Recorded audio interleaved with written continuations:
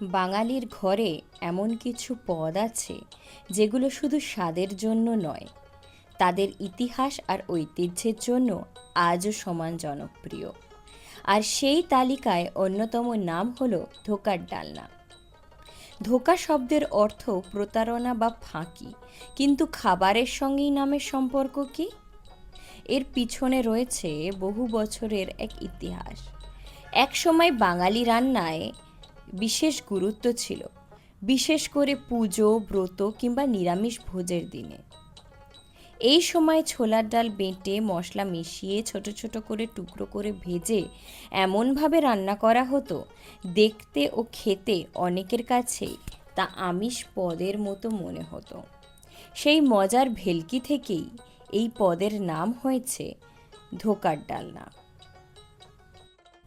ধীরে ধীরে এই সাধারণ নিরামিষ রান্নাই বাঙালির উৎসব, বিয়েবাড়ি আর অতিথি আপ্যায়নের এক অবিচ্ছেদ্য অংশ হয়ে ওঠে। আজও পোলাও, লুচি কিংবা গরম ভাতের সাথে ধোকার ডালনার তুলনা হয় না। তাই আজ আমরা বানিয়ে নিচ্ছি একেবারে ঘরোয়া স্টাইলে ধোকার ডালনা। সারা রাত ভিজিয়ে রাখা ছোলার ডাল, তাতে কাঁচা লঙ্কা, আদা কুচো দিয়ে বেটে নেব। বেটে নেওয়ার পর মিশ্রণটাতে জিরে, হলুদ, নুন, চিনি, গরম মশলা একসাথে মিশিয়ে পেস্টটা বানিয়ে নেব। এরপর কড়াইয়ে তেল গরম করে মিশ্রণটা ঢেলে দেব। মিশ্রণটা কন্টিনিউ নাড়তে হবে যাতে লাম্প তৈরি না হয় আর এক জায়গায় লেগে ধরে না যায়। মিশ্রণটা আধো শক্ত অবস্থায় ঠিক এইরমভাবে তৈরি হলে এটাকে এবার তুলে নেব। একটি থালায় ভালো করে সর্ষের তেল মাখিয়ে মিশ্রণটা ঢেলে দেব। গরম অবস্থাতেই হালকা হাতে আলতো আলতো করে একটা চারচৌকো শেপ দিয়ে রেখে দেব। একটু ঠান্ডা হওয়া অবধি অপেক্ষা করব। তারপর ছুরি দিয়ে বরফির আকারে কেটে নেব। ঠান্ডা হওয়ার পর কেটে নিলে দেখা যাবে এটা শক্ত হয়েই উঠে এসছে। এরপর বেটে রাখা আদাতে নুন, হলুদ, জিরে, ধনে, কাশ্মীরি লঙ্কা গুঁড়ো ও জল সহযোগে একটা স্লারি পেস্ট বানিয়ে নেব। ধোকাগুলো কেটে নেওয়ার পর আলাদা করে একটি পাত্রে তুলে রাখব।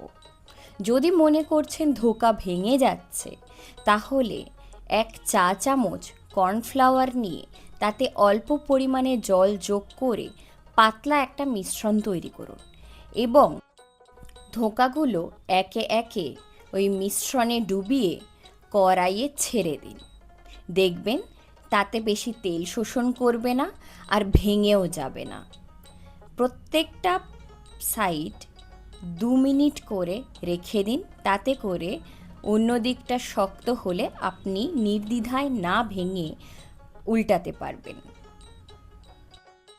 দুটো পিঠই হালকা বাদামি হওয়া অবধি ভাজবেন, তাতে করে ভিতরটা একটু নরম থাকবে, যেটা পরে তরকারির ঝোলটা ভালো করে ঢুকে ফ্লেভারটা আরও সুন্দর করবে।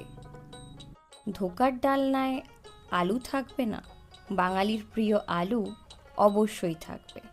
সেই মতো আলুগুলো ডুমো ডুমো করে কেটে কড়াইয়ে তেল, জিরে ও হিঙের ফোড়ন দিয়ে আলুগুলো ভেজে নেব। আলুগুলো 2 থেকে 3 মিনিট ভাজার পর 2 থেকে 3 মিনিট ভাপে রেখে দেব। এরপর ঢাকা খুলে আরও 2 থেকে 3 বার নেড়ে আলুটা একটু নরম হলে দিয়ে দেব টমেটো কুচি। টমেটো কুচির সাথে ভালো করে আরও 2 থেকে 3 মিনিট নাড়ার পর আগে থেকে তৈরি করে রাখা আদার স্লারিটা অ্যাড করে দেব। এরপর ভালো করে মশলা কষিয়ে জল দিয়ে দেব। এতে আমরা গরম জল ব্যবহার করেছি। দরকার পড়লে একটু কিছুক্ষণ ঢাকা দিয়ে রেখে দেব যাতে ভাপে আরও ভালো ফ্লেভারটা আসে। এরপর বেশি কিছু না, চিনি, আন্দাজ মতো যদি নুন লাগে দিয়ে ঘি, গরম মশলা যোগ করে ধোকাগুলো একে একে দিয়ে দেব। ধোকাটা এবার তরকারির ঝোলে 4 থেকে 5 মিনিট ভালো করে ফুটলেই আপনার ধোকা তৈরি। শেষে কাঁচা লঙ্কা আর ধনেপাতা কুচি দিয়ে গ্যাস বন্ধ করব।